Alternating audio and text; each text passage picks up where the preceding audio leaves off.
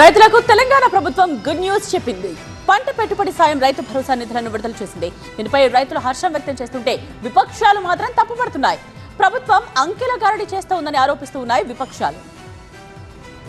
రైతు భరోసా నిధులు విడతల వారీగా విడుదల చేస్తున్న ప్రభుత్వం తాజాగా 2 ఎకరాల వరకు భూమి ఉన్న రైతులకు నిధులు రిలీజ్ చేసింది. మొత్తం 8,65,999 లబ్ధిదారులకు 11.79 లక్షల ఎకరాలకు గాను 707.54 కోట్లు విడుదల చేస్తూ ఉత్తర్వులు జారీ చేసింది. అలాగే ఈ నెల 5వ తారీఖున ఎకరం లోపు ఉన్న వారికి 557.54 కోట్లను రిలీజ్ చేసింది. దీంతో 17,03,419 మంది రైతులు లబ్ధి పొందారు. గత నెల 27న 577 పైలట్ గ్రామాలకు 568.99 కోట్లను విడుదల చేసింది ప్రభుత్వం. మొత్తం మీద ఇప్పటి వరకు 30.11 లక్షల లబ్ధిదారులకు 1834.09 కోట్ల రూపాయలు రైతుల ఖాతాలో రైతు భరోసా నిధులు జమయ్యాయి.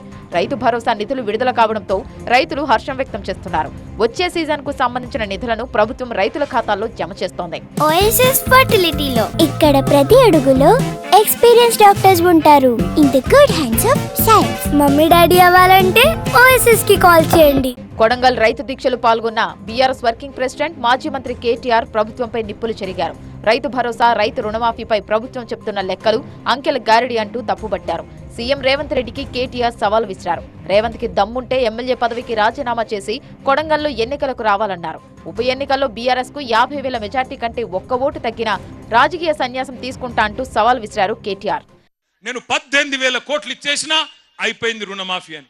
అవతలనేమో బట్టి విక్రమార్క గారు ఉప ముఖ్యమంత్రి గారు సావు కబురు సల్లగా చెప్పిండు.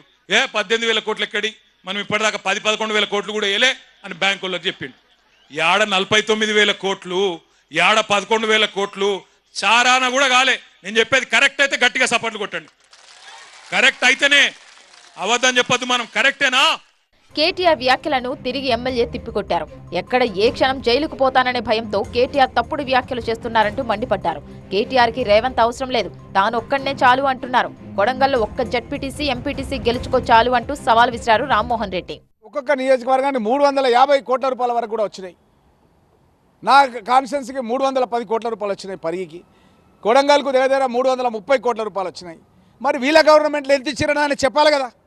వీళ్ళ గవర్నమెంట్లో కొడంగల్ కాన్స్టిట్యున్సీకి ఎంత రుణమాఫీ చేసిరని చెప్పాలన్నా వద్దా? అది చెప్పడు. రైతు భరోసా డబ్బులు జమ కాని రైతులు సంబంధిత ఏఈఓ లేదా ఏఓను సంప్రదించాలని సూచిస్తున్నారు అధికారులు.